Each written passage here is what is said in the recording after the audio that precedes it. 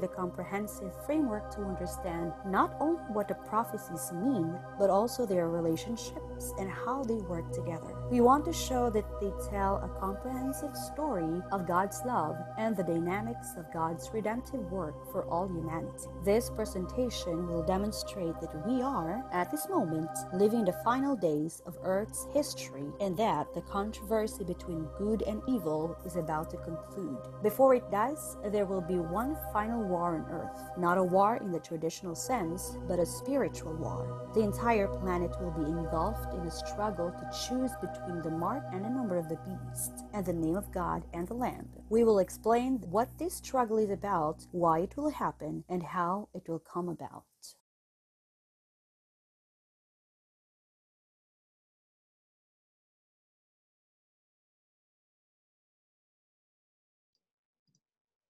Magandang gabi po mga kapatid, mga kaibigan. Kumusta po kayo sa mga oras na ito? Purihin natin ang Panginoon sa isang pagkakataon na sa pagpatuloy nating paglago sa kaalaman na ipinagkaloob ng langit para sa ating kaligtasan. Ang series na ating mapakinggan ngayong linggo na ito, tayo po'y magpapasalamat sa Panginoon sapagkat kung paano tayo biniyayaan nung nakalipas na mga linggo. The power of God's grace. Talagang personally, I was so blessed. I praise God for the enrichment that I have. Sipin nyo, mga kaibigan at mga kapatid. Personally, talagang natulungan sa ating paglago ng mga realities na talagang sa ating puso, bawat isa, kahit sino man sa atin ay kailangan talaga natin ng grasya. I personally thank God and glorify His name na sa tagal nagsisirmon, pero dito ko nakikita na ang buhay, the redemption, na minsan masasabi ko na hiram na buhay. Hindi hiram na buhay, kapatid. Hindi hiram na buhay. It was a given life by our Creator. No? It was a given life to our Creator. Sa series na ito, kapatid, alam natin na talamak na at nalulunod na ang sanlibutan. Especially Christians with commentaries, books, articles. Grabe, napakarami nang naisulat tungkol sa end times. Sana maraming nasulat, ang katotohanan ay hindi tayo ang final word. Ang final word, kapatid, si Kristo lang. Kung ano ang kanyang sinasabi ang magaganap sa takbo ng katuparan para sa ating kaligtasan, mga kaibigan at mga kapatid. So I would encourage everyone, sa lahat ng membro, mga pastor, mga ministers, theologians, philosophers, leaders. So I would encourage you now to share, because this is one very special topic in this closing movement of the story of redemption. Dito natin makikita in the whole, buong-buo ito, kapatid, from Genesis to Revelation. Dito natin matutungan sa series na ito na ipinakaloob sa atin ng Panginoon sa pamagitan ni Pastor Epe Villaruel. Sa mga oras na ito, mga kapatid, ay ating bigyan ng isang panalangin ang bawat isa na tayo lalapit sa Panginoon at hingiin natin na ang grasya ng kanyang katuwiran ay mamumutawi sa bawat isip at bawat puso ng ating buhay, mga kapatid. These presentations will demonstrate that we are at this moment living in the final days of Earth's history, and that the controversy between good and evil is about to be concluded. Before it does, there will be mayroong isang final war on earth. Not a war in the traditional sense, but a spiritual war. The entire planet will be engulfed in a struggle to choose between the mark and the number of the beast and the name of God and the Lamb. We will explain what this struggle is about, why it will happen, and how it will come. So let's welcome now our humble servant of God, Pastor Epe Villanueva. Isang magandang gabi na pagbati sa inyo lahat mga minamahal na kapatid. Ang presensya ng Panginoon, presensya ng Banal na Espiritu ay siyang nasa atin ngayon. Thank you, Pastor Soliano, sa pagkakataong ito inyong ibinahagi para tayong lahat ay mag-aral, magpiesta sa salita ng Diyos at wala tayong conclusion dito sa bawat isa sa atin. Ito ay mga bunga ng mga pag-aaral at ang Banal na Espiritu ang siyang magselyo ng katotohanan na kay Kristo na ipapahayag niya sa bawat isa sa atin. Itong ating pag-aaral na Blue Throne, hindi tayo nagkiklaim ng originality, binabahagi lang natin yung mga natutunan natin sa Bible, pero tinitiyak ko sa inyo mga kapatid na ito yung magiging ground ng lahat ng ating pananampalataya, lahat ng ating pag-aaral. Ito rin yung magpapahayag kung ano ang issue sa Great Controversy, bakit ganoon na lang galit si Satanas sa ating Panginoon Hesus. So sa lahat ng mga nakikinig at makikinig, kayong lahat ay binabati sa pangalan natin Panginoon Hesus, sa pangalan ng Power of God's Grace through the Radical Reconnection Ministry. Thank you, Pastor, at ang pagpapala ng Panginoon ang siyang sumaatin. Salamat din sa magandang awitin, papuri para sa Panginoon ng ating mga kabataan diyan sa isa sa mga iglesia. Kaya nagpapasalamat tayo sa Panginoon. Sa umpisa, tayo ay manalangin. Kilalanin natin ang presensya ng Banal na Espiritu. Salamat po, Panginoon. Kami ay lumalapit sa banal na luklukan ng inyong biyaya upang magpasalamat, magpuri, ipahayag ang aming mga kagalakan sa inyong kabutihan, biyaya, buhay, kalakasan na inyong pinagkaloob sa bawat isa sa amin. Higit sa lahat sa oras na ito. Ngayon kami ay kakain ng inyong banal na salita na espiritual. Kaya namin kinikilala ang presensya ng Banal na Espiritu na siyang magbubukas ng aming mga pagkaunawa. Panginoon, wala kami magagawa sa aming mga sarili. Kayo lamang ang nakakaalam. Kayo ang pinagmumulan ng liwanag, ng kagalakan, ng kaligtasan. Kaya Panginoon, itong panahon na ito ay aming tinatagubilin sa inyo upang kami ay maihanda sa pagsalubong sa inyo. When you come in the clouds of glory. We thank you, Lord, that we can hear the footsteps of the approaching God through the signs. So thank you, Lord, for granting us all our prayers, and may your blessings, the presence of the Holy Spirit will not only be felt, but also be realized in its presence, be experienced. The power, the truth, and the reality of your amazing grace and transforming word. In Jesus' name we pray. Amen. Okay, so sa mga nasa, what do you call this? Zoom, at hindi ko kayo makita, welcome, welcome, welcome. Sa mga YouTube at anumang platform ang ginagamit nyo, purihin ang Panginoon, kayong binabati namin. Salamat na tayo ay nasa isang oras, nasa isang panahon na tayo ay mag-aaral ng salita ng Diyos. So ito yung magiging series natin. Bughaw na luklukan. Yan. Blue Throne. Ito po ay tatlong bahagi. Ito yung magiging unang bahagi natin. Yung Exodus and the Sanctuary Pattern. Uunahin muna natin, titingnan muna natin yung Daniel chapter 2 para medyo magkakaroon tayo ng background. Pagkatapos ng Daniel chapter 2, kung ano itong bato na nandito sa Daniel chapter 2, tapos ito naman yung karanasan ng Exodus. Pagkatapos ng Exodus, alam naman natin, dinala sila ng Panginoon doon sa ilang, doon ibinigay ng Panginoon ang utos kay Moses na siya ay tatayo ng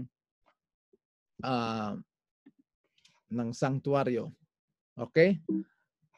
So, umpisa natin itong Daniel chapter 2. Itong unang bahagi ng ating pag-aaral, mga kapatid, ay ibabahagi natin ito bilang pagtayo ng stage. Ibig sabihin, itong first part natin, preparatory ito, tatayo natin yung stage para mapanood natin yung much less charm na palabas na ipapakita sa atin ng Panginoon sa second part Bali, ito yung pinaka-foundation ng ating pag-aaral ng bughaw na luklukan ng Diyos. Or asul, bughaw na luklukan ng Diyos. Tandaan natin, no? Setting up the stage. Dito tayo. Ang pag-aaral na natin, hindi na yung Daniel 2 na nakita. Alam na natin to. Doon sa mga hindi pa nakarinig nito ng Daniel chapter 2, pwede nyo pag-aralan, basahin yung Daniel chapter 2. Yung book ng Daniel, nababahagi yan sa dalawa, historical and prophetic. Pero doon sa history, meron din yung prophetic connotation. Makikita natin dito. Na pinahayag ng Panginoon kung ano ang nag-umpisa sa pinakamatindi, pinakamabigat na kaharian dito sa mundo, at yung pinakahuling hari na tatayo na yung kanyang kaharian ay wala ng katapusan. Hindi ibibigay sa mga tao, siya mismo. Ang maganda lang dito mga kapatid, by the grace of God, kasama tayo doon sa kaharian na yon. Ngayon, pag meron kayong kaibigan na 5 minutes na lang yung sa tingin nyo yung buhay niya, paano nyo ma-present yung Daniel ng 5 minutes? Iksian nyo lang, huwag nyo nang i-detalye kasi aabutin tayo. Yung Daniel na babahagi sa dalawa, okay, historical and prophetic. Dito sa prophetic, tinuturo dito na merong mga kaharian. Makikita natin yan. Mga iba't ibang kaharian, iba't ibang time, iba't ibang hari. Pero ang totoo nun mga kapatid, ito ay nakabilang lamang sa isang kaharian. The kingdom of this world that will come to an end. Meron namang isang kaharian na itatayo, na ang Diyos mismo ang tatayo. At ang kahariang ito ay kahariang hindi mawawala, kaharian na walang katapusan, tatayo magpakailanman. At ang hari dito ay si Kristo mismo. Imbitahin na natin sila dito sa kaharian na ito. So, dalawang kaharian lang mga kapatid. So, ngayon, dito sa ating series, as an introduction, titingnan natin kung ano itong bato. Ano itong bato at sino itong bato na nandito sa Daniel chapter 2. So mapapansin natin, makikita natin dito sa Daniel 2, yung prophetic timeline. Nandito yung successive world kingdoms. Yung details nito mga kapatid, makikita natin, maririnig natin, mapag-aaralan natin sa lecture ni Pastor Suliano. Yung details, yung meaning, saka yung bigat ng message, hindi lang ito pinakita dito para malaman natin. May mensahe talaga ito para sa huling araw na maihanda ang kanyang mga anak, ang kanyang mga tao.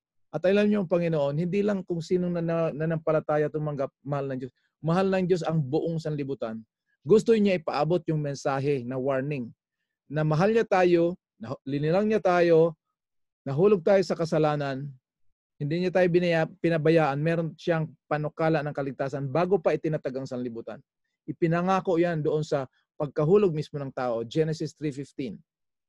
Pagkatapos niyan, yan ay natupad sa banal na kasaysayan ng ating Panginoon Hesus. So hindi niya lang tayo ilinigtas mula sa kabayaran ng kasalanan. Kung hindi, gusto rin niya tayo magpatuloy hanggang tayo ay mamuhay sa kasama niya magpakailanman. Kasi yung kaloob ng biyaya na nagligtas sa atin, makapangyarihan na katotohanan, pero hindi natatapos doon ang kasaysayan ng pagkaligtas. Yun po ang pundasyon. Pero gusto ng Panginoon, mamuhay tayo sa kanyang kalooban at mamuhay na kasama niya magpakailanman. So dito, makikita natin sa Daniel 2, nandun yung panaginip ni King Nebuchadnezzar na in-interpret ni Daniel na ibinigay ng Panginoon kung ano yung panaginip na yon at ano ang kahulugan nun. At dito sa mga verses dito sa side, dinescribe kung ano yung mga kaharian na yon. So gold, silver, bronze, iron and clay. Which is Babylon, Medo-Persia, nandyan yung mga years, Greek or Greece, Rome, and modern Europe. Yan naman, ang interpretation talaga niyan, yung head of gold, King Nebuchadnezzar. Sabihin niyo, Brother Epi, alam na praise the Lord, alam na natin ito. No? Kaya ito yung magiging ground, ito yung jumping board natin. Ito yung ating buwelo No?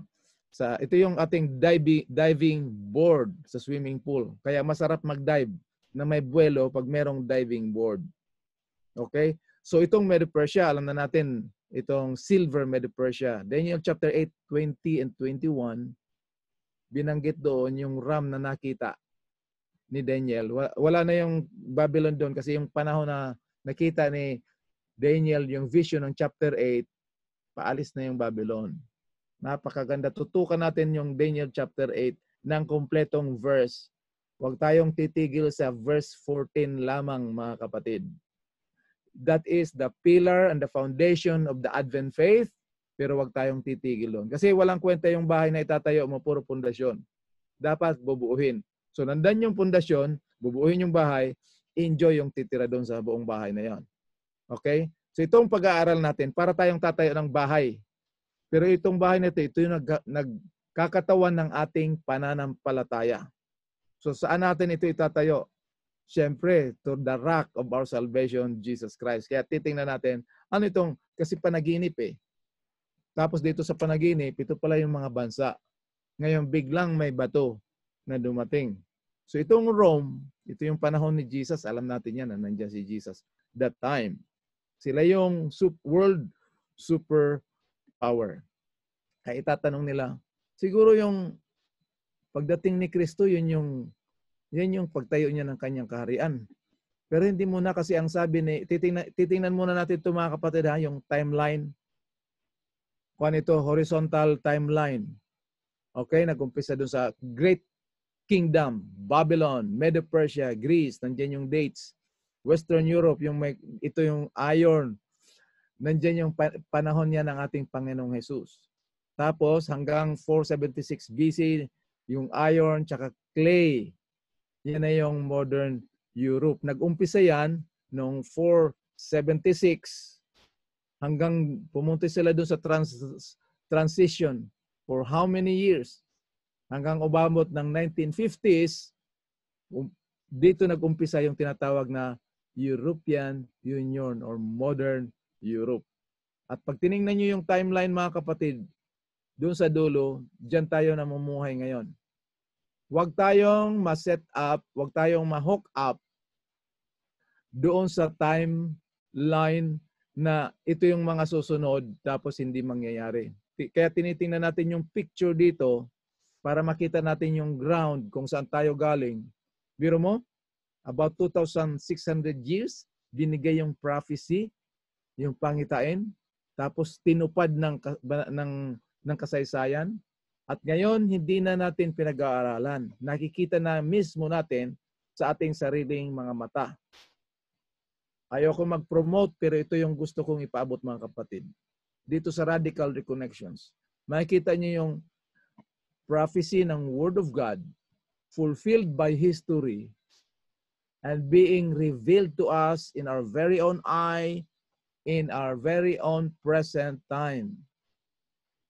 So malalaman natin na ang pagdating ng Panginoon ay hindi na soon. Ang pagdating ng Panginoon ay nandiyan na, we can hear His footsteps through the signs of the times. So ito mga kapatid, ito yung successive world kingdoms. Ngayon, titingnan natin ito, yung konting details ng background mga kapatid para hindi tayo malito. Meron mga major events at mga times dito. Yung makikita nyo kagaya ng Constantine the Great, yung T12, victory at Milvian Bridge, anong mga nangyari doon, T13, Edict of Milan, Venerable Day of the Sun. Ito, master natin to 321. Council of Nicaea. Titingnan nyo yan sa Wikipedia. Yan lahat kung anong mga events dyan, kasama dito sa mga important events na nangyari dito sa timeline ng prophetic prophecy of Daniel fulfilled by history. So kung may chance kayo mga kapatid, picturean nyo, pag-aralan nyo. Ang point lang natin dito mga kapatid ay i-identify yung bato na pumukol doon sa pagnaginip ni King Nebuchadnezzar. Okay, ito tapos na ito, history na ito. bibigyan lang natin ng diin yung bato. No? So kita nyo ito ang the third synod or Orleans, reestablishment of the old church laws and passing New Orleans. Tapos pag nung ginawa nila yan, meron mga hindi naniniwala kasi kanya-kanya na yung mga hari-hari, kanya-kanya na yung mga paniniwala. Tanggal yung Visigoths, Vandals, and Ostrogoths. Tanggal sila. So bakit hindi dapat nagkakaisa sila, lalo na dito sa Iron Cave. Bakit hindi? Kasi prophesy dyan at meron niyang gusto ipaabot ang Panginoon na dito sa mundo, everything is temporary including death. Kaya sa mga nananampalataya, praise God na kahit may matay tayo loved ones o si Brother Epi ay mamatay, temporary lang yun, tutulog lang talaga ako. Pagdating ni Jesus, gigisingin niya. Lahat ng mga natutulog kayo, mamaya pagkatapos nito, maya-maya lang, matutulog kayo. Iseset nyo yung alarm nyo. Gigising kayo kinabukasan. Hindi dahil sa alarm clock. Kung hindi dahil sa biyaya ng Diyos. Okay? So lagi ang focus natin doon sa source of life natin. Kaya dito sa pag-aaral ng series natin, ang focus talaga natin is to know God and His instructions for us. Okay? So titingnan na natin ito. Konting review. Yan yung Daniel 2. No? Yan yung panaginip ni King Nebuchadnezzar.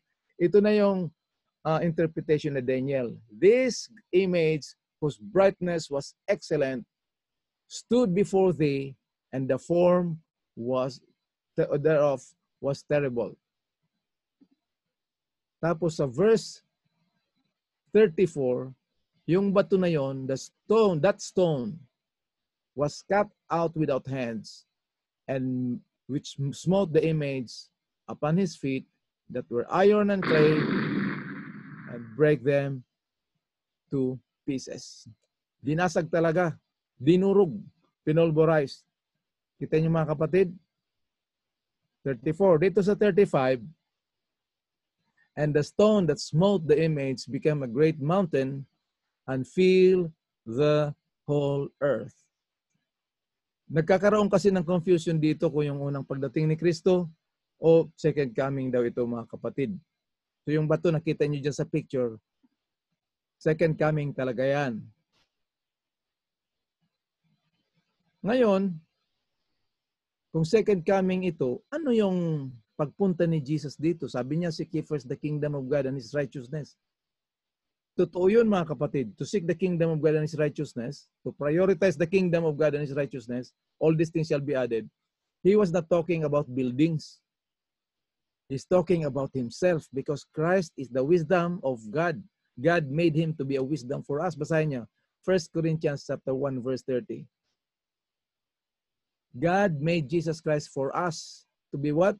Wisdom. Yung wisdom doon sa Greek, Sophia, special understanding, knowledge of the plan of salvation. Kasi kung wala si Kristo, kung hindi ginawa ng Diyos si Kristo para sa atin, in His humanity that brought to us by the presence of the Holy Spirit, the third person of Godhead. Hindi natin maintindihan yung basahin nyo. But of Him, the Father, 1 Corinthians 1:30, of Him, the Father, made you, with Him, you were in Christ Jesus. Yung believers dyan, you were in Christ Jesus, who of God made, past tense ha, ginawa, made for us, ginawa para sa atin. Nano? Wisdom, righteousness, sanctification, and redemption. Lahat ng mga pangangailangan ng ating kaligtasan ay isinagawa na, itinupad na, tinapos na ng Diyos doon sa banal na kasaysayan ni Kristo. Wala na tayong pwedeng idagdag doon. Ang pwede na lang natin gawin ay tanggapin yung kaloob na yon.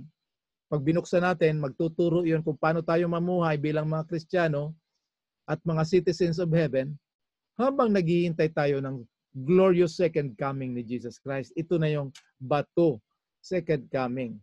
So ang magiging tanong, ano yung first coming niya?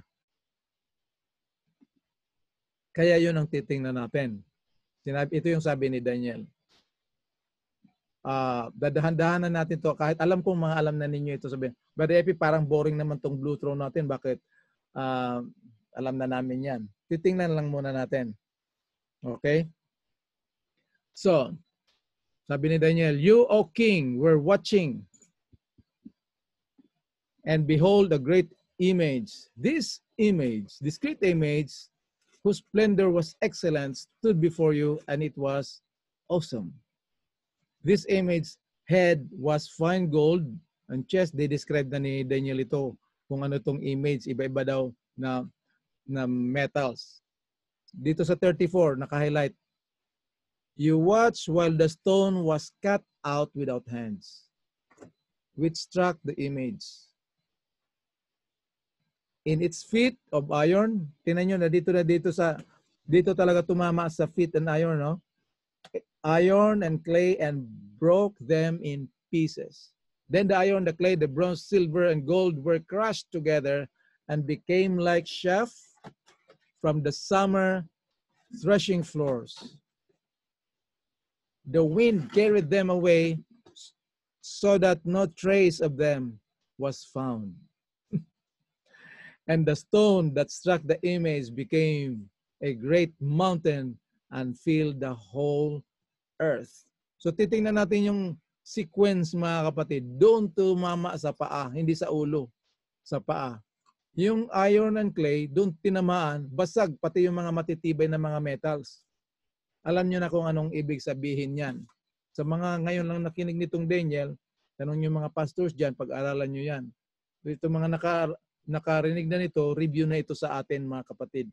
Ang goal natin dito sa review ng Daniel 2 is to review what and who is this stone that struck the image.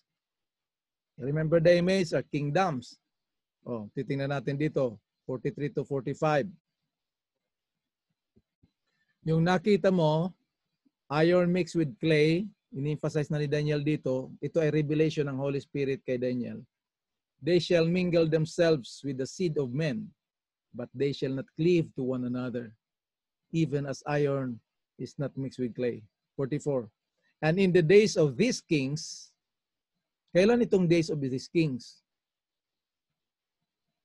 Pagkatapos nung 1798, mga kapatid, wala na yung mga kings, mga kung ano-ano mga the way they control the world, wala na yun, tapos na yun, mga kapatid. "And in the days of these kings shall God of heaven set up a kingdom which shall never be destroyed."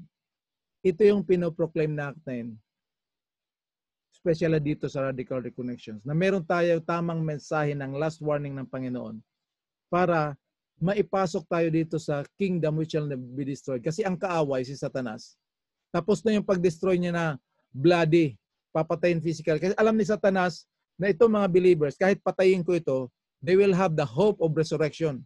Blessed assurance of resurrection. Ngayon, pag patayin na lang niya, ma-resurrect, bali wala din. Sayang yung effort niya. Ang goal ni Satanas is to deceive us so that we will defy, we will miss the eternal life that God has already given us in Jesus Christ. So specific si Daniel dito, after the days of these kings, yan na yung 10 divided kingdoms, shall God of heaven set up a kingdom which shall never, may description, no? Which shall never be destroyed. Yun nga nag-destroy. So yung nag-destroy na yun yung bato, yun ang tatayo na hindi man na-destroy at hindi ibibigay sa iba. Siya lang. Kaya po rin ang mga Panginoon. "And the kingdom shall not be left to other people, but it shall break in pieces and consume all these kingdoms. And it shall stand for how long? Forever." Ngayon, huwag tayong malito doon sa forever na sang-ayon sa ating relo, sang-ayon sa ating wall clock. Yung forever dyan is the very presence of God, which is His self-existing and self-generating life. Nandun tayo sa presence niya. Napakaganda nito, mga kapatid. Hindi ito time na may time frame, may timeline. Yan ay self-existing from eternity to eternity. Nasa presence niya tayo in the absence of sin. And Lucifer and all those who've been deceived by the enemy. So, "For as much as thou sawest the stone that cut off the mountain without hands, break to pieces, and iron, and brass, and clay, and silver, and the gold, the great God hath made known. Ito na. The great God hath made known to the king. Ikaw, mahal na hari, King Nebuchadnezzar, pinapaalam sa iyo ng Diyos, yung dakilang Diyos, na siya ang sa iyo kung ano ang mangyayari pagkatapos mo. Naalala nyo, nagpatayo si King Nebuchadnezzar? Sabi niya, hindi pwedeng may ibang hari maliban sa akin. Magtayo kayo ng yung panaginip ko, itayo nyo, pero hindi gold, silver, and bronze. Puro gold yan. Walang ibang hari. Ito yung iniquity na inintroduce, tinanggap ni Adam, na inintroduce ni Satan doon pa lang sa Genesis. Yung self-exaltation, iniquity, self-exaltation, self-preservation. Ayaw natin magpatalo. Nandyan talaga yung ugali natin. Ayaw natin magpatalo. Ayaw natin malamangan. Kaya pag sinabing si Kristo lang ang ating katwiran, tayo'y ligtas lang ng biyaya, gusto natin dagdagan ng ating gawain. Tingnan niyo mga kapatid, yan ang resulta niyan. Ito na yung pinakamahalaga. Yung panaginip na yun ay tiyak. At yung kahulugan nun ay totoo. Or yung panaginip ay totoo at ang kahulugan ay tiyak. So yan yung konting review natin ng Book of Daniel. Ngayon, titingnan natin kasi para hindi tayo malito, yung first coming, second coming. Kasi tinan mo, Matthew chapter 3 verses 1 to 2. Sisipilyahin natin by the grace of God, by the leading of the Holy Spirit, para hindi tayo malito kasi may mga kapatid din tayo na ito na yung kingdom of God. May katotohanan doon pero ito yon. In those days came John the Baptist preaching in the wilderness of Judea and saying, "Repent ye." Bakit niya pinagpapabalik loob? Bakit pinaparepent? Sapagkat ang kaharian ng Diyos ay nandito na sa atin. Sinong tinutukoy niya? Yung building o yung tao? Siyempre, in the person of Jesus Christ. Kaya magkakaroon ng kalituhan dito. Malilito talaga tayo kung siguro yung unang coming ni Jesus, yung first coming niya, yun na yung pumukol doon sa kingdom kasi ito na yung kaharian ng Diyos eh. Oh, Matthew 4:17. For the time Jesus began to preach, katapos niya baptize, tapos nagkaroon ng temptation doon sa wilderness. Ito na yon. For from that time, Jesus began to preach and to say, "Repent, for the kingdom of heaven is at hand." So nandito na pala yung kingdom. So titingnan natin mga kapatid ang tawag nito mga kapatid, yung unang coming ni Jesus, yung first coming, ang tawag doon ay externalization or instantiation or embodiment. Pinatunayan ng Panginoon na dahil siyang gumawa nito, pero hindi niya binodcast na ganun, na direct kasi mapapaaga yung pag-crucify sa kanya. Kaya karamihan ng message ni Jesus sa kanila is in parable. Kasi pag hindi niya ginamit yun, pag-aaralan natin sometime the parable of Jesus, mapapaaga yung crucifixion niya. God has His own timing. God has His own way of approaching the truth sa mga tao. Externalization, embodiment, instantiation. Siya yung gumawa sa atin, siya yung naglalang sa atin, siya yung, basahin niyo sa John chapter 1, siya yung gumawa ng sanlibutan, siya yung buhay ng sanlibutan, siya yung liwanag ng sanlibutan. Ngunit yung sanlibutan, hindi siya kilala. So, i-introduce niya talaga na there's somebody na gumawa nito, na damage ng kasalanan, pupuntahin niya para babawiin niya. Na siya yung hari, pero hindi siya nagpakilala na siya na kaagad yung hari. Kasi, aayusin niya muna yung problema ng sanlibutan dito, ng kasalanan sa sanlibutan. Pag natapos na yan doon sa cross, babayaran niya lahat ng kung anong na-damage ng kasalanan at ang resibo ng kabayaran na yon ay ang maluwalhating pagkabuhay ng ating Panginoon Hesus. So titingnan natin yung program, yung dynamics ng plan of redemption. Dito nyo, so yung first coming niya, kingdom of God is at hand kasi in the person of Jesus Christ is the kingdom. Pero yung actual kingdom ng Panginoon na ibibigay niya, ito na yung bato na pumukol doon sa bumasag at ginawang pulbos na kahit nga trace hindi nyo matagpuan. Yung Babylon, mayroon pa bang Babylon ngayon? Wala na.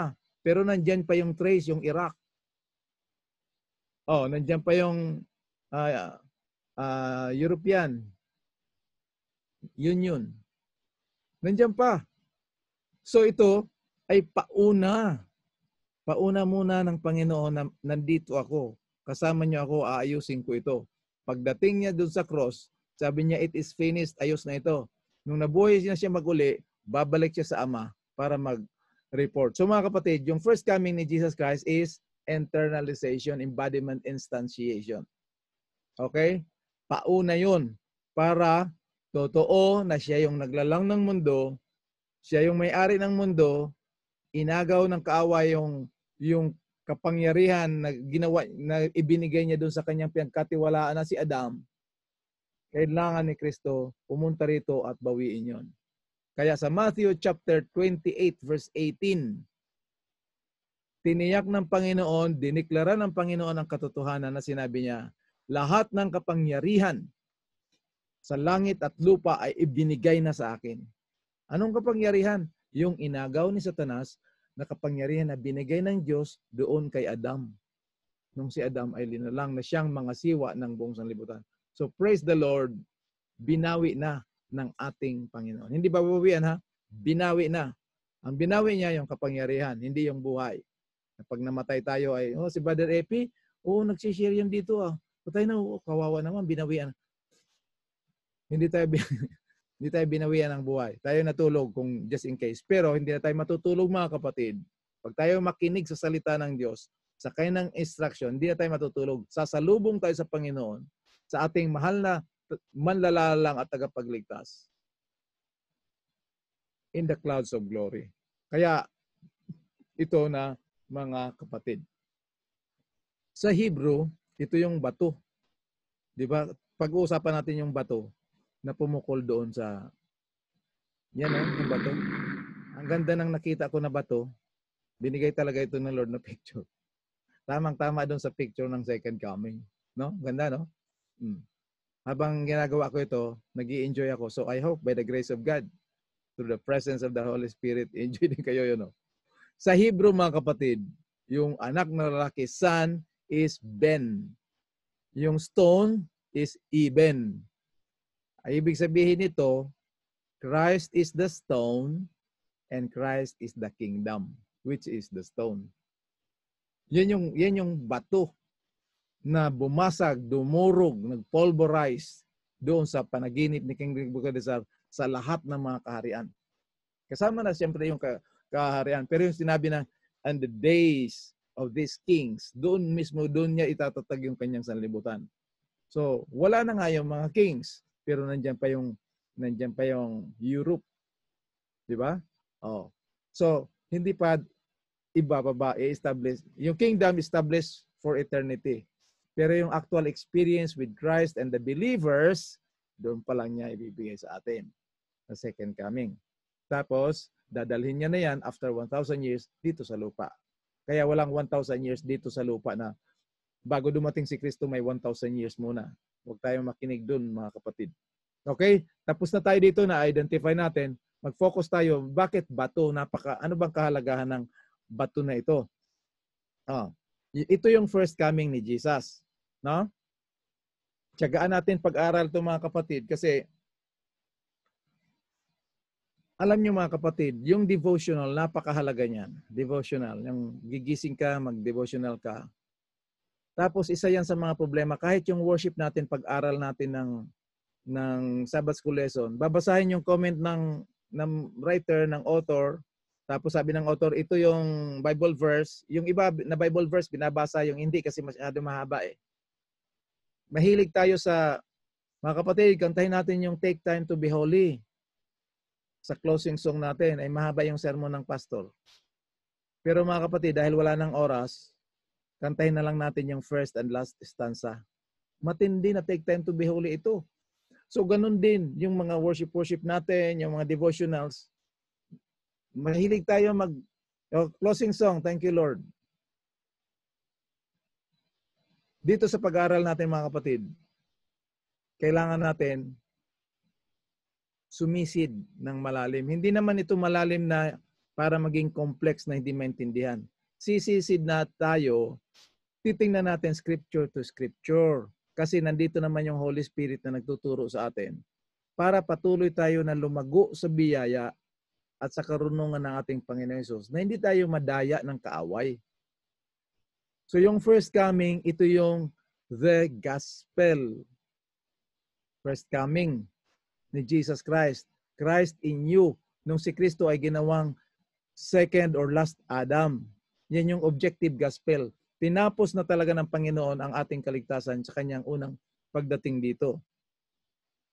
Linagay tayo doon kay Kristo. So God made us alive together. Napag-oralan natin ito sa in Christ motif or sa the two Adams. God made us alive while we were dead in sins. Ephesians chapter 2 verses 5 and 6. So ito yung foundation ng ating born again experience. Yung subjective experience natin, yung actual experience natin, nabaptize tayo ngayon. Naka-ground ito, nakabase ito doon sa nangyari kay Kristo. When Christ became man, when He was made flesh, that's the foundation of God gave us a new life in Jesus Christ. We become spiritually alive once again. Kaya tinan nyo yung sabi ni Matthew, sa Matthew 1:23, behold, the virgin shall conceive and shall bring forth a son, and they shall call his name Emmanuel. No meaning ng Emmanuel? God with us. Yan yung externalization. Pagdating doon sa Matthew, last chapter ng Matthew 28, verse 20, anong sabi ni Jesus? Hindi niya sinabing, and lo, I will be with you. Sinabi niyo, I am present, continuous, progressive tense. I am with you. So hindi siya, I will be with you. Kaya ang prayer natin, may God be with you. Parang lagi na lang darating, o mapa sa inyo. Tapos hindi nangyayari. Matuto tayo mga kapatid, kilalanin ang presensya ng Diyos, ng Banal na Espiritu na nandito sa atin, na ibinigay na sa atin. So God with us, yun ang itatawag sa Kanya. Pagdating sa ending, reality, Jesus is with us. I am with you always, even to the end of the world. Walang segundo na hindi natin kasama ang Panginoon. Mula nangyari yan nung kanyang pagkatao na kasama natin siya at the incarnation. Tingnan nyo, John 1:14, the Word became flesh, or the Word was made flesh and dwelt among us. The Word became flesh. Shortcut itong nakuha akong picture dito. Tingnan nyo sa Bible nyo. The Word was made flesh and dwelt among us.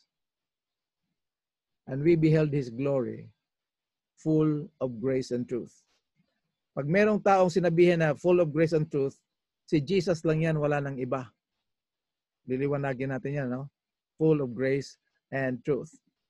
Kaya sa mensaheng ito, kumakatok ang Panginoon. Pag nakita natin mga kapatid ang sarili natin na baka mamaya miyembro lang tayo ng religion ng denomination, ito na yung panahon na pahintulutan natin ang Panginoong Jesus. Kilalanin natin. Akala natin yung gusto, nandito na sa atin yung Banal na Espiritu, pero yung consent natin, yung approval natin, gusto pa rin natin mamuhay sa sarili natin. Ito yung bunga ng objective gospel, yung Christ, you in Christ. Ang bunga nito ay Christ in you. Siya na yung namumuhay sa atin. I am crucified with Christ, nevertheless I live, yet not I. So yung unang dating ni Jesus dito, pinakilala niya yung sarili niya na siya yung naglalang ng mundo, siya yung kailangan magligtas. Yan ang principle ng redemption eh. Walang pwedeng ibang tubos. Sa Bisaya, lukat siguro yan. O lukat. Yung mga pagprenda.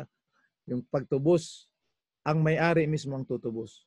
So ngayon, pag na-encounter na natin ang truth nito, by the grace of God, through the presence of the Holy Spirit, tanggapin na natin siya sa buhay natin. So yung kita nyo yung kaibahan, yung distinction ng gospel tsaka fruits of the gospel.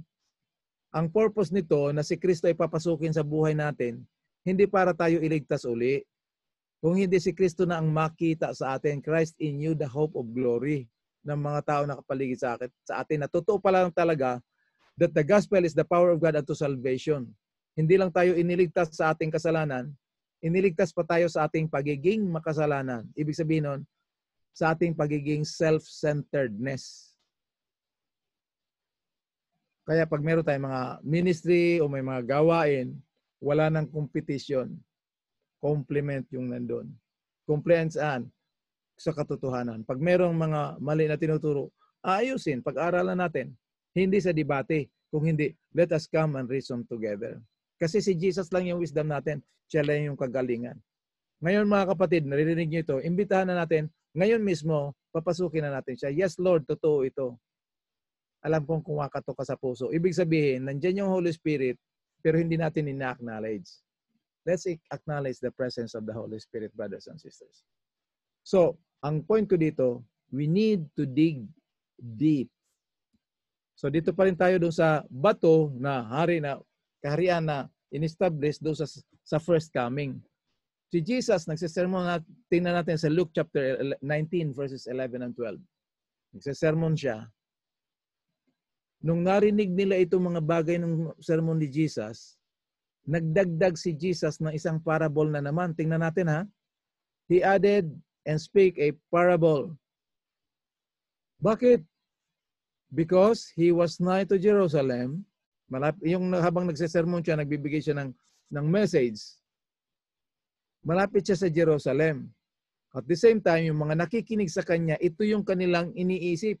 Because they thought that the kingdom of God should immediately appear. Iniisip nila si Jesus pumunta rito, ipalalayain sila mula sa kamay ng kanilang kaaway, yung Rome, yung mga Gentiles. So dumating na, ito na yung kaharian ng Diyos. So they thought that the kingdom of God should appear immediately. Kaya ito yung sinabi ni Jesus doon na dinagdag niya na parable. Anong parable ito?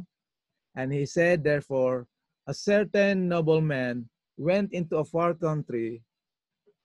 Anong gagawin? Anong gagawin niya doon sa far country? To receive for himself a what? A kingdom. Pag na-receive na yung kingdom, babalik na naman siya kung saan siya. Kita niyo mga kapatid? Ngayon, itong sabi ni Jesus kasi, lahat ng ginagawa niya doon sa New Testament, buhay niya, katuparan sa mga nasusulat sa Law and the Prophets. Law and the Prophets. So itong sermon at parable ni Jesus about the kingdom of God, na binigyan niya ng parable tungkol sa isang nobleman na pupunta sa malayong dako, anong layunin? Ay tatanggap para sa kanyang sarili ng kaharian. At pag natanggap niya na yon, babalik na siya. So saan galing ito?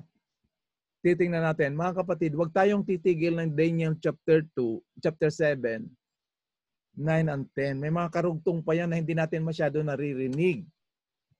Titingnan natin kung ano nangyari doon sa 13 and 14. Kasi doon sa 9 at 10, nandiyan yung judgment. Tapos puputulin na natin yon. Mga tao nakikinig, bubuksan yung aklat, re-reviewin yung mga kasalanan. Walang taong gaganahan na excited mag-attend ng hearing, lalo na kung ipapakita doon sa hearing na sila ay guilty. Bakit nyo ako idadamay dyan? Pero alam natin sa sarili natin. Titingnan natin kung ano talagang purpose ng judgment na yon. Kaya yung judgment is a healing message. Malaman natin na judgment is in favor of the saints. O malaman nila na anak sila ng Diyos, na makasalanan sila, linigtas sila ng Diyos, ginawa sila ng banal na Diyos, ng Diyos doon kay Kristo. So ito yun. Daniel 7:13 to 14. I saw in a night vision, and behold, one like the Son of Man. Sino ito? Siyempre si Jesus. Came with the clouds of heaven and came to the Ancient of Days. Judgment nga talaga, no? Lumapit siya, pumunta siya doon sa and they brought him near before him. 14. And there was given him, doon sa Son of Man, dominion, glory, and a kingdom, that all people, nation, languages should serve him. His dominion is what kind of dominion? Everlasting dominion, which shall not pass away, and his kingdom, that which shall not be destroyed. So yung parable ni Jesus, ito yung laman. So yung unang dating ni Jesus, hindi siya pumunta doon to be a political hero na siya yung hero ng Israel na dudurugin niya yung mga Romans. Hindi. Pinakilala niya that God is love and God is the creator, and because He is the creator, He is the only one who has the right, the authority to redeem the world from the deception na inagaw ni Satanas na kapangyarihan. Kita natin mga kapatid, so yung Daniel chapter 7, wag nating i-present na nakakatakot. I-present natin yung katotohanan na nandito kay Kristo.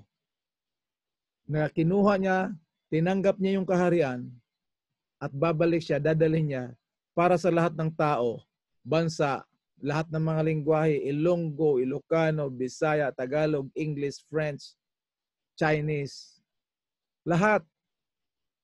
Tatayo niya para sa kanila upang tayong lahat ng mga tao ay maglilingkod sa Kanya dahil linalang niya tayo, nahulog tayo sa kasalanan, linigtas niya tayo. At ngayon, pupunta siya sa malayo para tumanggap ng kaharian at dadalhin niya. Brother Epi, yung bang kingdom ni Jesus, itatayo na niya dito sa second coming? Alam na natin na hindi after millennium pa yon. Pero yung pagpunta niya dito, pababakasyonin niya muna tayo dun sa kaharian bago niya dadalhin dito sa lupa kasi lilinisan pa niya itong lupa na to na na-damage ng kasalanan. Ipapakita niya kay Satanas sa after 2 weeks, pag-aralan natin yung millennium, yung teaching ng millennium in the light of in the light that streams from the cross of Calvary. So nakita natin mga kapatid kung gaano kahalaga na hindi tayo malito sa first coming ni Jesus, tsaka second coming, tsaka third coming. Pag may chance kayo, basahin nyo, Isaiah chapter 11.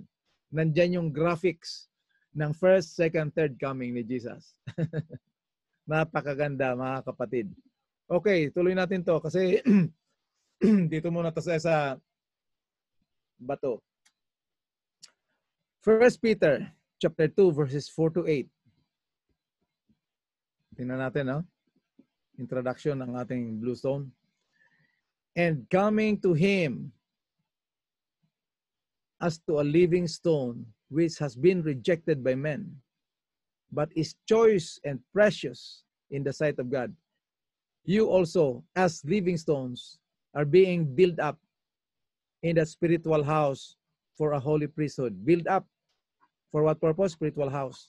To offer up spiritual sacrifices acceptable to God through Jesus Christ. Pasok lagi yung mga through Jesus Christ or in Jesus Christ. For this is constant, ito yung nasusulat. Behold, I lay in Zion a choice stone. What kind of stone? Precious. Cornerstone. And he who believes in him will not be disappointed. Kaya maniwala tayo para hindi tayo mabigo mga kapatid. This precious value then is for you who believe. But for those who disbelieve, the stone which the builders rejected, this became a very cornerstone, and a stone of stumbling block, and a rock of offense. Dalawang function ito. Yung stone is stumbling block, yung rock is rock of offense. For they stumble because they are disobedient to the word. And to this doom, they are also appointed. Anong ibig sabihin ni Pablo nito? Tingnan nga natin dito sa Luke. Ni Pedro. Luke chapter 20 verses 17 to 18. And he beheld them and said, what is this then that is written? Yung sangayon sa nasusulat, yung sinasabi ni Pablo, ni Pedro. The stone which the builders rejected, the same is become the head of the corner, which is cornerstone. Whosoever shall fall upon that stone, sino mang bumagsak dyan sa batong yan, talagang mababasag siya. But whomsoever it shall fall, ito naman ang stone ang babagsak ngayon. It will grind him to powder. Di ba yan yung nangyari sa panaginip ni King Nebuchadnezzar? Kung ang tao daw, tayo ay tao, makasalanan. Tapos, salungatin natin yung bato na si Kristo, madudurog tayo. At kung tumayo pa naman tayo sa sarili din natin at tayong bagsakan ng batong ito, ganun din, dudurugin tayo. We will be pulverized, mga kapatid. No trace will be found. Kaya ang panawagan ng Panginoon, tanggapin niyo ang katotohanan ito kasi gusto kong mabuhay kayo na kasama ko magpakailanman. Kaya napakaganda, mga kapatid. Acts chapter 4 verses 10 to 12. Let it be known to all of you and to all the people of Israel. So sa lahat ng tao ito laging pakilala.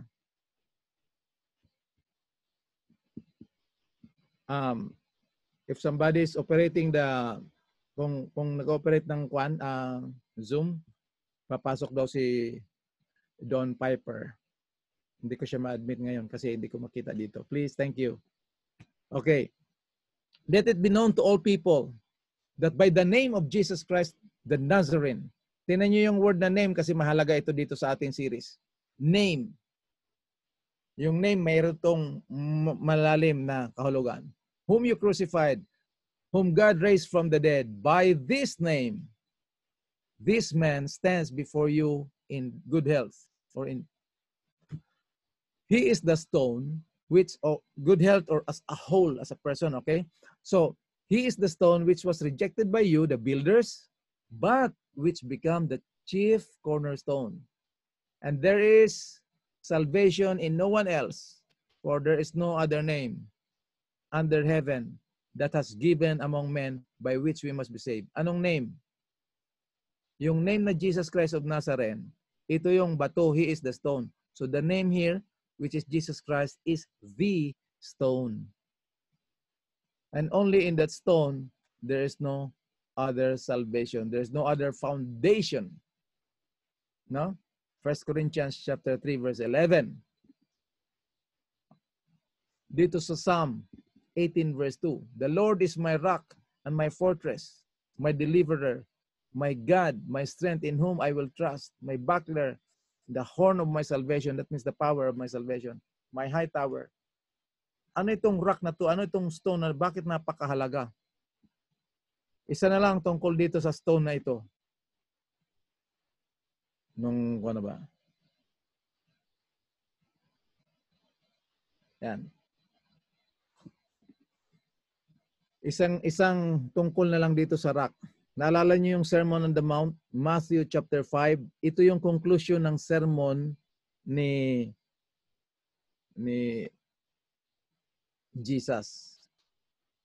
Therefore, so I hope Brother John Piper nakapasok na siya. Therefore, whosoever, ito yung conclusion niya, heareth my saying, the saying of mine, and doeth them, I will like them unto a wise man, which built upon the house, tapos dumating yung ulan, dumating yung baha, hinangin, hinampas yung bahay, tumayo. Bakit daw? For it was founded, it was built upon the rock. Itong 26, ito yung conclusion niya, no? Ganon din ang istorya, nagtayo din ang bahay, ganon din ang pangyayari, pero napakalaki ng damage. Bibigyan ko lang ng konting diin ito, mga kapatid, ha? Ito yung ating traditional na pagkakilala, pagkaalam ng dalawang bahay. Yung isa, tinayo doon sa bato, kaya nandun sa taas. Yung isa, doon lang talaga siya sa baba, yan yung buhanginan. Nung dumating yung baha, siyempre, nalunod siya. Yan yung ating traditional understanding.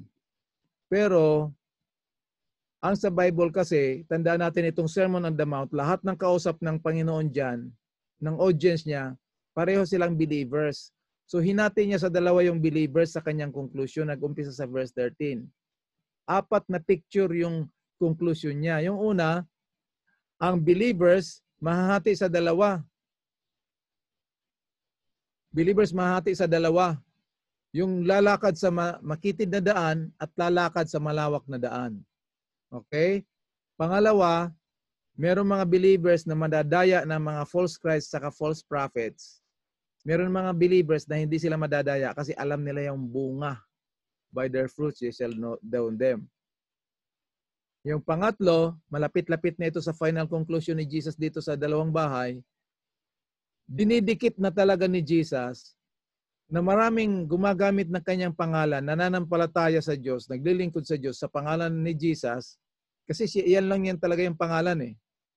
Nagpapakain ng hubad at nagdadamit ng mga gutom, ay tapos sasabihin nila, oh, ito yung ginawa namin. Anong sagot ni Lord? Hindi lahat na tumatawag sa akin ng Panginoon ay papasok kung hindi gumagawa ng kalooban ng Diyos. So pagdating doon sa ending, sabi niya, lumayo kayo sa akin, hindi ko kayo kilala, kayong gumagawa ng katampalasanan, iniquity. Bakit iniquity? Iniquity ba yung tumulong sa kapwa, magpakain sa hubad, at magdamit sa gutom? Iniquity ba yan? Masama ba yun? Tama yun. Pero ang tinutukoy ni Kristo, kung saan hinugot yun, bakit ka nagpakain? Sa pagpakain, walang issue eh. Ang issue sa Panginoon lagi, saan galing yan? Bakit ka nagpakain? Para magkaroon ako ng utang sa'yo? O you are doing it because you are constrained by the love of Christ? Kaya hindi lahat. No? Dito, ito yung final conclusion niya. Hinati niya yung nananampalataya, inahilan tulad na talaga niya doon sa tao, dalawang tao na nagtayo ng bahay. Ngayon, dito sa dalawang bahay na to, paano nyo nalaman kung sino dyan na nagtayo sa bato? Kasi pareho silang bahay eh. O Brother Epi, di ba sa bato yung isa sa buhanginan? Tama. Sa buhanginan, pero liliwanagin natin mga kapatid. Yung isa, nagtayo sa bato, yung isa sa buhanginan. Ang problema kasi dyan, yung picture natin dito sa traditional natin, dapat itong isang bahay talagang dito sa bato. Itong isa talagang dyan sa buhanginan. Hindi mga kapatid. Nagkaroon lang, nalaman lang dito sa conclusion ng sermon ni Jesus na yung isang bahay ay nanatili na nakatayo sa bato nung dumating na yung baha, ulan, hangin, yung mga sakuna, dumating na, doon palang nalaman na tumayo yung isa. So dito sa surface, hindi natin makikita yan. Kasi wala pang mga pangyayari. Lalabas lang yan pag may nangyari na. So paano natin nalaman na itinayo? Dito kasi kay Matthew, wala siyang account kung paano ito eh. Punta tayo kay Lucas. Kasi si Lucas meron siyang detalye tungkol dito. Parehong istorya. Pero meron siyang idinagdag para maintindihan natin talaga. Luke chapter 6 verse 48.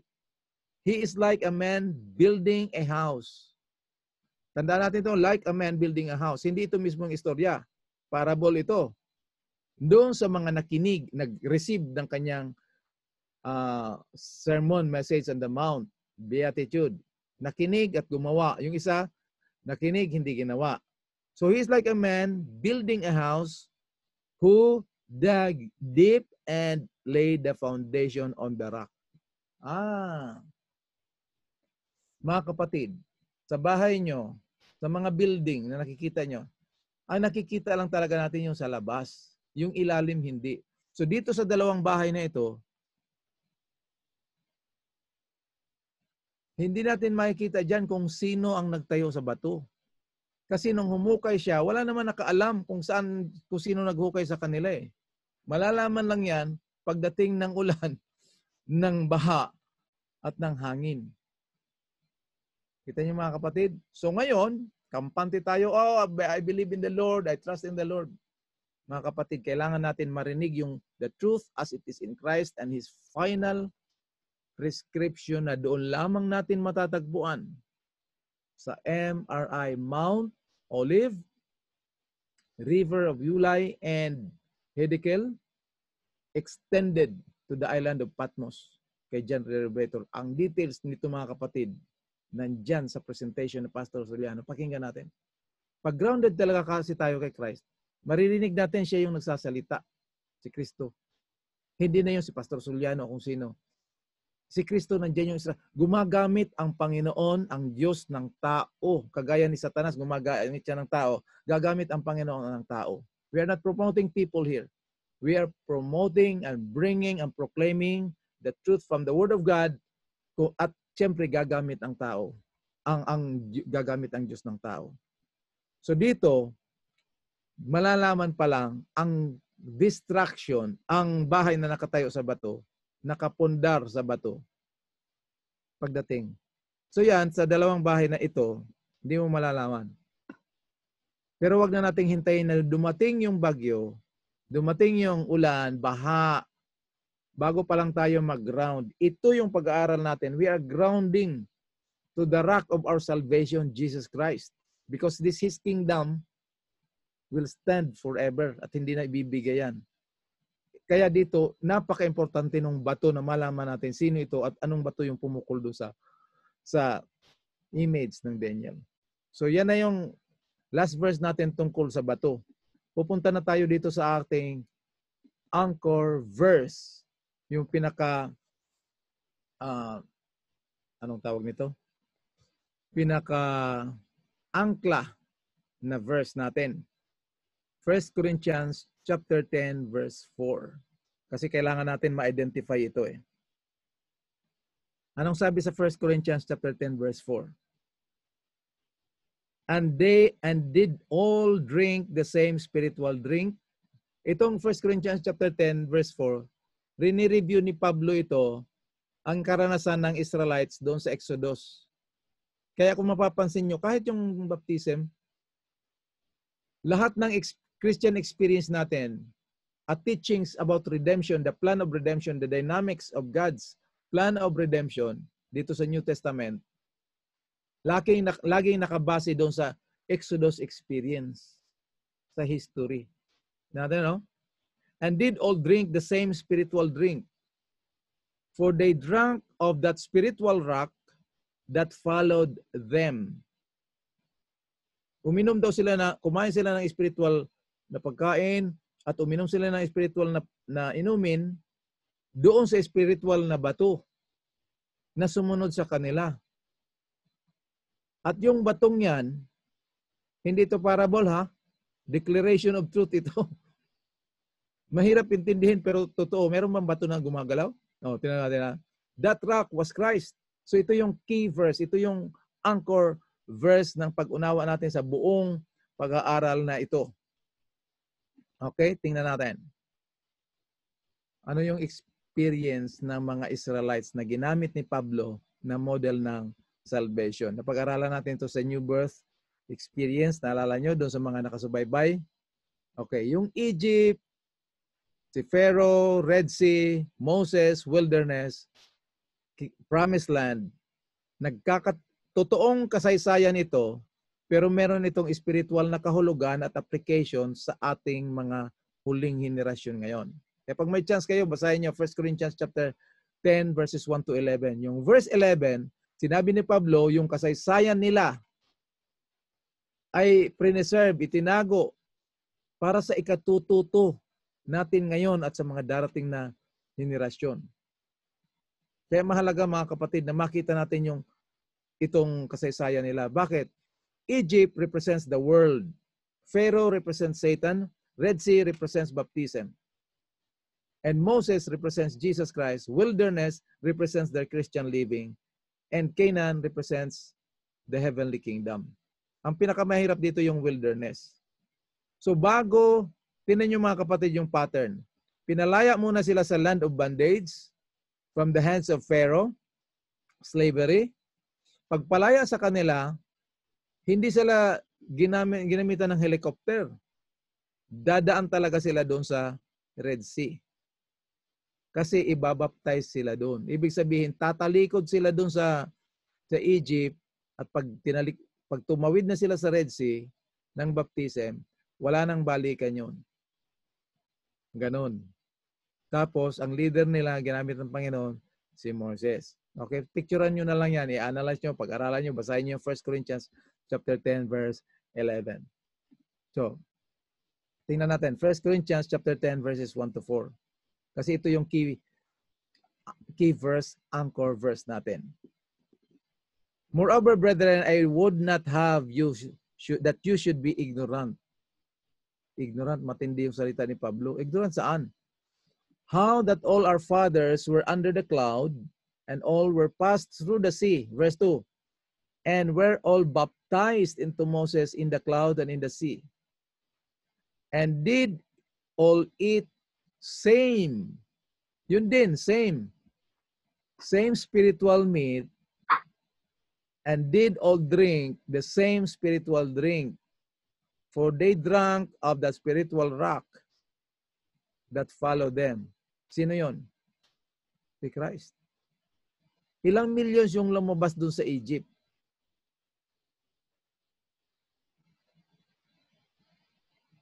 Hindi ko sigurado kung ilang milyon. Ang tiyak talaga ako, silang lahat lumabas.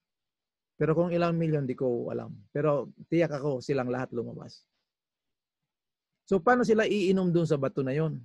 Hindi pwedeng tulo-tulo lang o yung tubig ng pangdilig. Sinupply sila ng Panginoon. So, pag-aaralan natin yan sa mga susunod. Kita niyo mga kapatid, no? Ang magiging tanong dito ngayon, paano itong batong ito sumunod sa kanila? Paano nangyari yon? Kung bigyan nyo na lang ako ng 15 minutes, 10-15 minutes, ilalagay ko sana dito, sundan nyo na lang ito. Please, follow, subaybayan. Pero baka mabitin kayo, bibigyan ko na lang kayo ng konting paalala para bukas. Nakita natin kung anong mga susunod. Paano sumunod itong batong ito? Na ang batong ito ay si Kristo. Paano sila uminom doon? No? So ngayon, pasok muna tayo sandali dito sa Exodus experience. Para sana ito bukas. Para meron tinatawag na element of surprise. Pero para hindi kayo mabitin, i-continue natin ito bukas. Makikita lang natin ito, no? Para bukas dito tayo mag-uumpisa. Dito sa susunod yung Exodus experience natin. Makikita natin yung kung paano inutusan si Moises ng Diyos na pumunta kay Pharaoh at palayain yung kanyang mga tauhan. At nung palalayain ng Diyos ang kanyang mga tauhan, paalisin na dun sa Egypt, nagkaroon muna sila ng Passover. Yung Paskwa. Tapos, nagkaroon sila ng Paskwa, madaling araw, umalis na sila dun sa Egypt.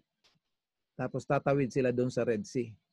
Pagkatawid nila ng Red Sea, pumunta sila sa bundok ng Diyos. Pag-aaralan natin ito bukas. Kasi wala na tayong time. Okay? So Exodus chapter 2 verses 23 to 25. Sabi dito, and it came to pass in process of time that the king of Egypt died, and the children of Israel sighed by reason of the bondage, and they cried, and their cry came up to God by the reason of the bondage. And God heard their groaning, and God remembered his covenant with Abraham, with Isaac and Jacob. And God looked upon the children of Israel and had respect unto them. Anong ibig sabihin ito? God remembered his covenant. Nakalimutan ba ng Diyos kaya naalala niya? Noy, mayroon pala akong pangako kay Abraham, Isaac, and Jacob. So ngayon, puntahan ko yung Israel. Tingnan natin mga kapatid ha. Hindi niya nakalimutan ito. Alam ng Panginoon. Pero dahil sa mga pangyayari, malalaman natin yan bukas. Sinabi na ng Panginoon kay Abraham pa lang. Genesis 15:13. And he said unto Abraham pa si Abraham dito ha, know of a surety that thy seed shall be a stranger in a land that is not theirs. Magiging stranghero sila sa isang lupa na hindi sa kanila. At sila ay maglilingkod. Yung binhi ni Abraham, maglilingkod sa kanila doon sa lupa na hindi nakakilala. For how long? They shall afflict them. Yung they, ito yung lupa na hindi nila sa kanila, they shall afflict them for how many years? 400 years. And also the nation whom they shall serve, God will judge. And afterward shall they come out with great substance. Mga kapatid, ang layunin ng Panginoon, i-conclude na muna natin ito, no? Ang layunin ng Panginoon mula kay Abraham, kaya tinawag niya, kasi si Abraham, kuwan din ito mga pagano ito sila Ang layunin niya kay Abraham at sa kanyang mga anak, kanyang mga descendants, mga lahi, is to go to the Gentiles and introduce God who created the heavens and the earth and be their Savior. Kaya pag makita mo sa buhay ni Abraham, lahat ng pinupuntahan niya, wala siyang permanenteng bahay Mayaman siya, pero wala siya. Tent lang talaga siya. Wala siyang bahay. Meron siyang dalawang bagay na ginagawa kahit saan siya pumunta. Yung magtayo ng balon, yung well, yung tabay sa Bisaya, at magtayo ng altar. Yung tabay, yung well, yung balon, is for people na mga nasa disyerto na kung saan man sila abutin, may tubig silang maiinom. Saan galing yung tubig? Ito yung Diyos na pinaglilingkuran ni Abraham. Pangalawa, yung altar. Ibig sabihin ng altar, merong isang nagkikilala at sa lugar na itong altar na ito, kilalanin nyo na merong Diyos na gumawa, nagpo-provide, at nagliligtas. Yan ang gawain ni Abraham. Ang nangyari sa mga Israelites, lumaki yung ulo, pumasok yung hangin sa ulo, ginawa yung sarili nilang bansa na sila na lang yung ililigtas ng Diyos. Narinig nyo ba yan? Pag may magbigay ng Bible study, kahit anong denomination, o attend kayo ng Bible study namin, kaya matuto tayo ng Bible. Pero ang bottom line nun is to convert you na ayayain ka talaga sa kanilang denomination. Hindi yun. Na makilala nila ang Diyos at maranasan nila yung joy of salvation. At kung saan sila dalhin ng Panginoon, syempre doon sa tunay.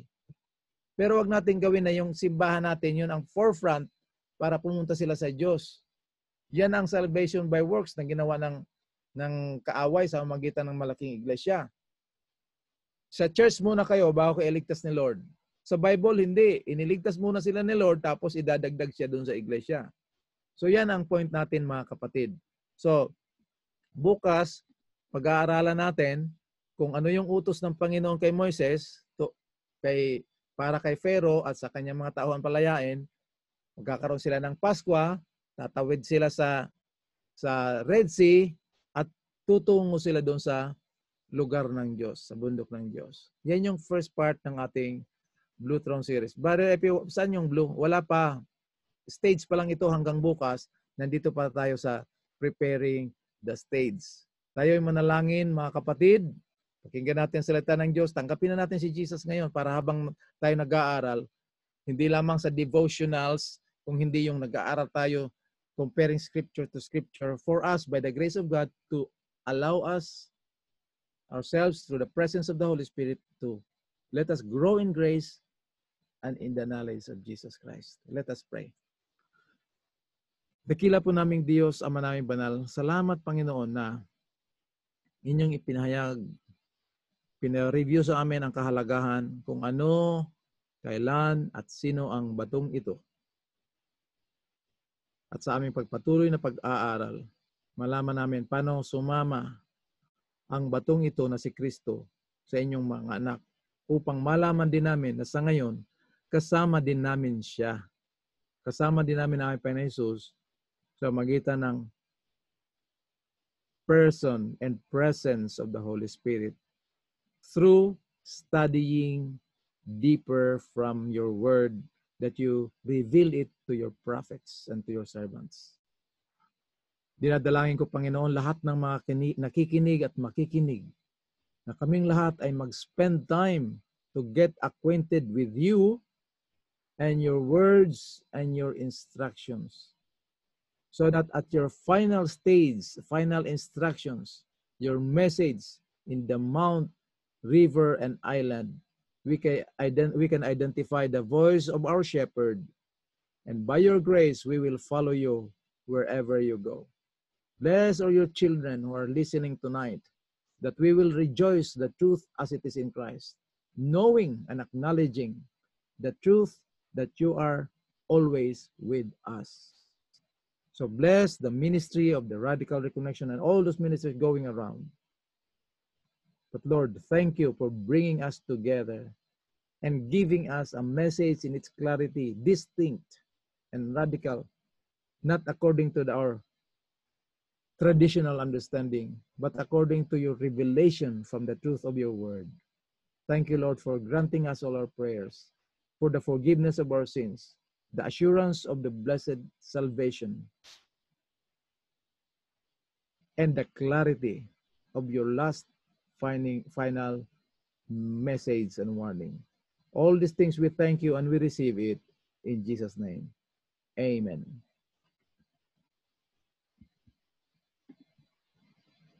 Praise God sa mga oras na ito mga kapatid. Sa ating mga nanonood ngayon, pasalamatan natin ang Panginoon. Kay Pastor Sarabusing na nandiyan sa Bohol. Kay Pastor Professor ng Theology sa CPSC, Central Philippine Adventist College. Kay Pastor Pericles Mabida. Ang ating Executive Secretary dito sa Cavite Mission, kay Pastor June Canosa. We are so happy and glad to be with you online, sa lahat na nanonood, kay Arnel Villacampa, diyan sa mga elders ng mga simbahan, Richard Penero, kay Pastor Soliano, Lemuel Soliano na nasa Virginia, USA, Leto Gidocos, kay William Caber, no? Kay Commissioner Director Manuel Serra, kay Engineer Melry Giveso ng Cotabato, ay tayo'y talagang hindi talaga tayo yung maiiwanan na in Christ love, sa pag-ibig niya, ay kukumplituhin talaga niya, kapatid. Kukumplituhin niya sa napakahaba ng panahon, ay talagang ibinalik tayo sa isang tunay, a real acquaintance, so we can engage Christ, the rock of our salvation. Napakatamis, mga kaibigan. Ako, for the first time, ako mga kapatid, ngayon ko lang narinig ito kasi hindi ko naman kilala ito si Pastor E.P. Villaruel. Kaya nga Pastor John Sarabusing ay talagang hindi ko talaga, ngayon pa ako, sabay-sabay tayong nakikinig ngayon. At ako'y nagugulat na siyempre marami ng mga kapatiran, marami ng Adventist na nawala na sa iglesia dahil ang turo ay yung tungkol sa bato na tumama sa ay yun daw ay hindi daw yun ang second coming. Pero dito tayo nakita yung foundation na buong from Genesis to Revelation. Si Paul sa Corinthians, sa lahat ng mga citations, dito natin nakikita kung ano ba talaga yung movement ng redemption. At ang Creator at ang Redeemer, dito na nakikita na He is with us, He is Emmanuel, He is the rock. Because the main issue is the establishment of His kingdom. So yung kingdom na na-establish nga doon sa ating civilization from the time of Daniel Babylon, ay talagang hindi yun ang kingdom. In which hanggang ngayon ay pinapanatili ng konsepto ng tao na mayroon pang kingdom. Itong kingdom na ito daw, na maghari daw si Kristo for 1,000 years on earth. Pero dito mga kapatid, napakalinaw na ating maintindihan ngayon. Subaybayan natin ito kapatid. Sama-sama tayo lalago sa pananampalataya. No? Ang Radical Reconnection, kasamahan namin dito, ay talagang nabiyayaan, tumutulo ang mga luha habang nakikinig sa isang malinaw kung ating i-empty lang. May nagtanong kanina, saan ba sino yung chop from the mountain? Yung rock na yan, sabi ko, ang sagot niyan, maintindihan mo na yung kabuuan because the narrative from Revelation, from Genesis to Revelation, makikita na natin dyan. So nakikita mo kanina si Pastor Epi, mga kaibigan. Sa lahat ng mga radical missionaries around the world na sumabaybay ng ilang buwan na tayo kapatid, ilang buwan na tayo'y nabiyayaan ng panahon upang tayong lahat in the gathering movement sa last generation, ang last prescription should be grounded exactly on the whole truth and nothing but the truth. I was really impressed because alam ko na during the series of the MRI, God is impressing to us na there is a message to ground everything from Genesis to Revelation. So bukas kapatid, please, no? Sama-sama tayo. Please share. I-share ninyo ito kapatid. Invite intentionally. You write a letter to them in your messenger, in your Facebook. This is a crucial time and we are living in the most solemn moments in human history in relation to our salvation. Let us glorify Christ in His movement that we can feel it. We can see it because Christ's truth as our rock of our salvation will stand by itself. The truth as it is in Christ is self-evident sa ating pag-aaral at sa ating makikita ngayon sa ating sanlibutan.